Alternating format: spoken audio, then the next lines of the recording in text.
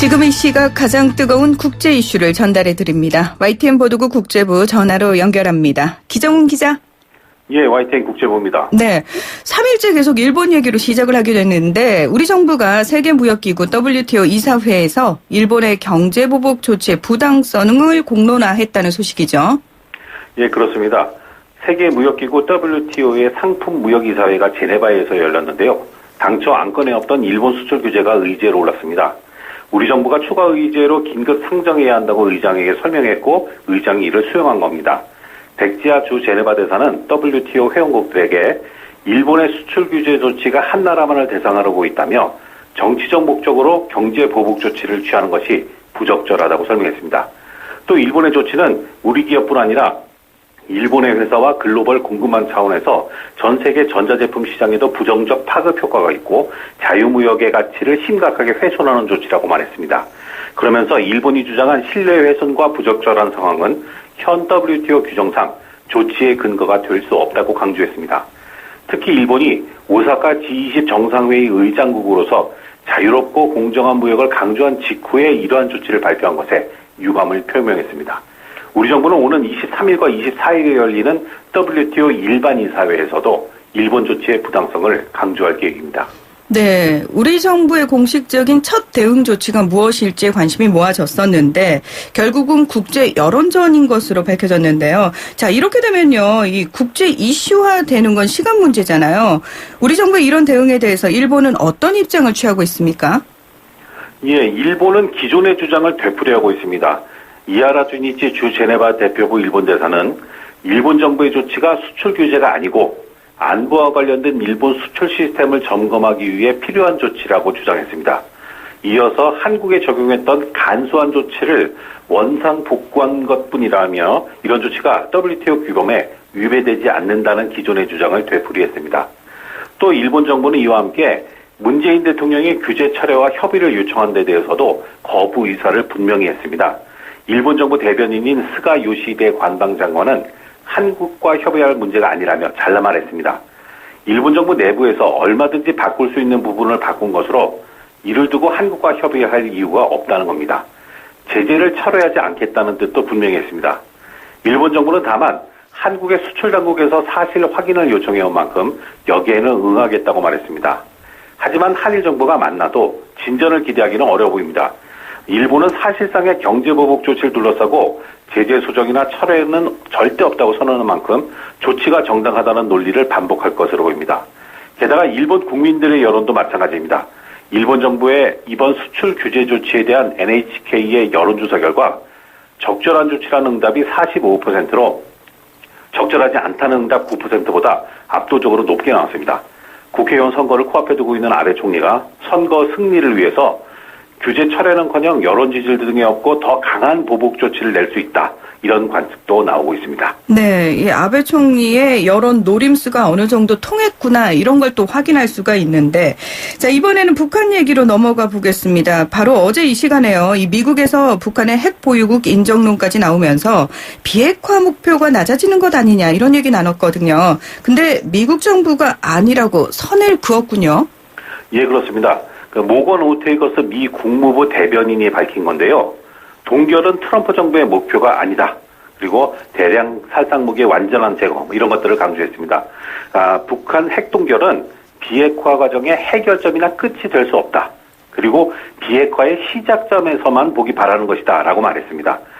최근에 말씀하신 대로 비핵화 목표의 문턱을 낮춘 게 아니냐 이런 관측이 있었는데요. 네네. 아니라고 쐐기를 밟은 겁니다. 게다가 북한이 대량 살상무기 WMD를 완전히 제거하기를 바란다고 강조했습니다. 핵뿐만 아니라 생화학 무기나 탄도미사일 프로그램 등을 모두 포기해야 한다는 겁니다. 북한과의 본격적인 실무 접촉을 앞두고 완전한 비핵화 목표를 다시 한번 환기한 것으로 풀이됩니다. 네, 뭐 공식 입장을 계속 이제 일관되게 유지하고 있는 모습을 보이는 그런 모양새가 아닌가 생각이 드는데 예. 이번 그 실무 접촉을 사실 예상할 수 있게 된 것이 사실 판문점에서 북미 정상이 만났기 때문이지 않습니까? 근데 그렇죠. 이게 사실상의 뭐 3차 북미 정상회담이다 아니다 회동의 성격에 대해서도 이견들이 있었는데요. 오테이거스 대변인이 여기에 대해서도 얘기를 했더라고요. 예, 그렇습니다. 국무부 대변 입장에서 미 정부의 공식 입장을 밝혔습니다. 지난달 30일 두 정상의 판문점 회동은 정상회담이 아니다. 협상도 아니다. 두 지도자의 만남일 뿐이다. 이렇게 말했습니다. 모건 오토이거스 국무부 대변인은 현지 시각으로 어제 브리핑에서 이같이 밝히면서 판문점에서 두 정상이 만난 날은 세계 많은 사람들에게 특별하고 역사적인 날이었다. 이렇게 덧붙였습니다. 이에 따라서 조만간 북미 협상이 재개돼서 트럼프 대통령과 김 위원장의 추가 정상회담이 합의가 된다면 그 회담이 3차 회담이 될 것으로 보입니다. 네. 자, 실무 협상 준비 단계로 봐야 할까요? 이 최근 존재감이 높아지고 있는 스티븐 비건 대북 정책 특별 대표가 북대서양조약기구죠. 나토에 가서 북핵 문제로 브리핑했다면서요. 예, 그 스티븐 비건 국무부 대북정책 특별대표는 지금 유럽에 가 있는데요. 네네. 벨기에 브뤼셀에 있는 북대서양조약기구 나토를 방문했습니다. 여기서 북핵 문제와 관련해서 설명을 하고 회원국들의 지지와 협력을 요청했습니다. 비건 대표는 북한과 조만간 북핵 문제 해결을 위한 실무 협의를 재개하기로 했다는 것을 알리고 싱가포르 북미 정상회담에서 합의한 내용을 실현하기 위한 구체적인 협상이 진행될 것이라고 설명했습니다. 여기서 비건 대표와 나토 지도부는 완전하고 검증 가능하며 불가역적인 북한 비핵화의 중요성과 유엔 대북 제재의 유지의 필요성에 대해서 공감한 것으로 알려졌습니다. 비건 대표는 또 유럽 연합 관계자들과도 비공개로 만나서 북핵 문제에 대한 최근 상황에 대해서 브리핑하고 EU의 협력도 요청했습니다. 비건 대표는 또 독일 베를린을 방문해서 이도훈 외교부 한반도 평화교섭 본부장과 회동할 예정인데요. 북미 실무 협상을 앞두고 의제와 협상 장소 등을 논의할 것으로 보입니다. 네. 자, 오늘은요, 호주에서도 북한 관련 뉴스가 나왔더라고요. 이 북한에 억류됐다가 풀려난 유학생 이야기죠. 예, 알렉 시글리라고 하는 평양 유학생입니다. 호주 사람이고요. 평양 김일성 종합대학에서 조선 문학 석사 과정을 밟고 있고 또 북한 전문 여행사를 설립하기도 한 사람입니다. 이 사람이 지난달 25일부터 연락이 두절됐다가 9일 만인 이달 4일에 석방됐습니다. 그리고 나서 이틀 뒤인 지난 6일 조선중앙통신이 시글리에 대해 보도를 했는데요. 인터넷을 통해 모략 선전 행위를 하다가 해당 기관에 단속된 것이라고 보도했습니다. 시글리가 북한 내부 실태 자료들을 체계적으로 모아서 제공하는 간첩 행위를 한 것을 솔직히 인정하고 주권을 침해한 것을 사죄하면서 용서해 줄 것을 거듭 간청했다고 덧붙였습니다. 하지만 시글리는 풀려난 뒤에 간첩 행위를 했다는 북한 주장은 분명히 거짓이라며 부인했습니다. 시글리는 오히려 트위터를 통해서 미국의 북한 전문 매체에 건넨 유일한 자료는 블로그에 이미 공개된 내용이라면서 이같이 말했습니다. 네. 자, 이번에는 미국 이야기로 좀 넘어가겠습니다. 미중 무역 갈등이 조금 봉합되나 했는데 다시 대치 국면으로 들어가는 모양새인데요.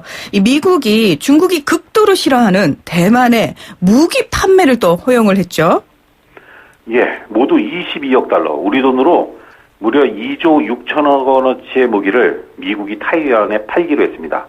타이완 지상군의 주력이 될 에이브럼스 전차가 108대고요. 저공 비행하는 적기를 격추하는 휴대용 스팅거 미사일도 250기가 포함이 되어 있습니다. 미 국방부는 특히 탱크의 경우 타이완의 영내 위협 대처 능력을 향상할 것이라고 평가를 했습니다. 게다가 타이완의 방어 능력을 개선해서 미국의 외교와 안보를 지원할 것이다. 이렇게 명시를 했습니다. 네. 타이완 정부는 미국의 감사의 뜻을 표하면서 이념이 비슷한 국가들과의 안보 협력을 강화해 나갈 것이라고 밝혔습니다. 당연히 중국은 발끈했습니다. 외교부 대변인이 성명을 내고서 미중 관계와 타이완 해협의 평화를 위해 무기 판매 계획을 철회하라. 그리고 미국과 타이완의 군사 관계를 중단하라. 이렇게 촉구를 했습니다. 중국은 타이완 문제라면 말씀하신 대로 항상 민감하거든요. 네네. 특히 시진핑 주석이 타이완 문제라면 무력 사용도 불사한다. 이렇게 말을 했었기 때문에 그렇죠. 앞으로의 반응이 더 주목된다고 할 수 있겠습니다. 네. 그러니까 요즘 중국 정부가 참 신경 쓸 일이 많은 것 같은데 특히 홍콩 문제도 계속해서 이어지고 있지 않습니까? 주말마다 대규모 집회 계속되고 있는 것으로 알고 있는데 문제가 되온 이 송환법이라는 게 사망 선언이 됐다. 이런 얘기가 있더라고요. 예, 캐리람 홍콩 행정장관이 홍콩 정부 청사에서 주례 회의에 앞서서 송환 법안이 사망했다라고 말했습니다. 그러니까 반대 진영이 법안 완전 철폐 요구를 해왔는데요. 이걸 그렇죠. 수용했다는 거거든요. 람 장관의 지금까지의 입장은 송환법 추진 무기한 보류였습니다. 그러니까 현 입법의 임기가 끝나면 자연스럽게 폐기될 것이란 것이었습니다. 네. 하지만 시민들은 이게 확실한 결론이 아니라면서 송환법 완전 철폐를 요구하면서 주말마다 대규모 시위를 이어갔고 급기야 입법회 청사를 점거하는 사태까지 벌어졌습니다. 물론 시위가 과격해지면서 홍콩 정부도 대대적인 시위대 검거 작전을 펼치기도 했었거든요. 네네. 그런데도 홍콩 시민들이 지난 주말에 20만 명 넘게 거리로 나왔습니다. 사태가 이렇게 장기화할 조짐을 보이자 이처럼 장관이 법안에 사망선언을 한 겁니다. 그런데도 시민단체들은 철회라는 단어를 끝까지 말하지 않았다면서 믿을 수 없다고 얘기하고 있습니다. 람 장관은 경찰의 과잉 진압 여부를 판단할 위원회도 가동하겠다고 했지만 시위에 참여한 많은 홍콩 시민들은 오히려 람 장관의 퇴진까지 요구하고 있는 상황입니다. 네, 홍콩 시민들 같은 경우에는 굉장히 국제 여론전화 시키려고 많이 노력을 하고 있는 상황인데 이 홍콩의 한 가수가 이제 그것과 관련해서 주목을 받고 있더라고요. 예, 데니스 호라는 이름의 홍콩 가수인데요. 유엔의 인권이사에서 홍콩의 인권 상황을 비판한 겁니다. 더 나아가서 중국을 회원국에서 퇴출할 것까지 촉구했습니다. 네. 호는 홍콩 정부가 범죄자를 중국 본토로 송환할 수 있게 하는 송환법 추진한 것을 언급하면서 홍콩에서 민주주의와 인권이 심각하게 위협받고 있다고 지적했습니다. 또 홍콩 활동가들이 투옥이 됐거나 중국 금서를 판매한 출판업자들이 실종됐던 일을 예로 들면서 중국이 통제를 강화하고 있고 홍콩 자치는 약화하고 있다고 우려했습니다. 호는 중국이 우리의 민주주의를 무슨 수를 써서라도 막으려 한다고 목소리를 높였고요. 사실 이 데니스 호라는 사람은 2014년 홍콩의 민주화시인 우산혁명에 참여했다가 이후에 거대 중국 시장에서 퇴출당한 가수입니다. 2016년에는 프랑스 화장품 브랜드인 랑콤이 호를 초청해서 홍콩에서 콘서트를 열 계획이었는데요. 중국에서 랑콤 보이콧 운동까지 일어나서 행사를 취소하기도 했습니다. 네, 어떻게 보면은 상당히 이제 용기 있는 행동이라고 할 수 있지만 개인적으로 봤을 때는 굉장히 좀 힘든 상황이 또 벌어지겠구나 이런 걱정이 좀 되네요. 예. 자, 이번에는 그 고객 개인 정보를 좀 잘 관리해야 한다는 중요성을 일깨워주는 뉴스가 나왔다고 해서 좀 전해드리고자 하는데 고객 개인 정보를 해킹당한 호텔이 거액의 벌금을 물게 됐다. 이런 얘기가 있더라고요. 예, 세계 최대 호텔 그룹인 메리어트 인터내셔널입니다. 메리어트는 예약 시스템 해킹당해서 지난 2014년부터 4년 동안 고객 정보가 유출됐습니다. 지난 11월에야 사실을 파악하고 발표했었는데요. 유럽인 3천만 명 등 고객 3억 3,900만 명의 정보가 유출됐다고 BBC 방송이 보도했습니다.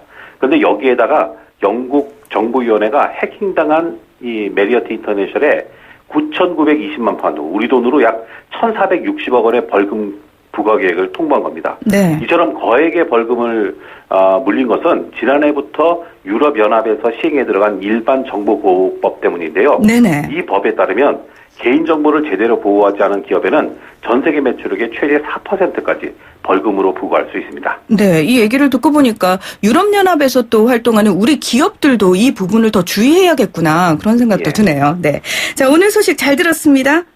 예, 감사합니다. 네, 지금까지 YTN 국제부 기정훈 기자였습니다.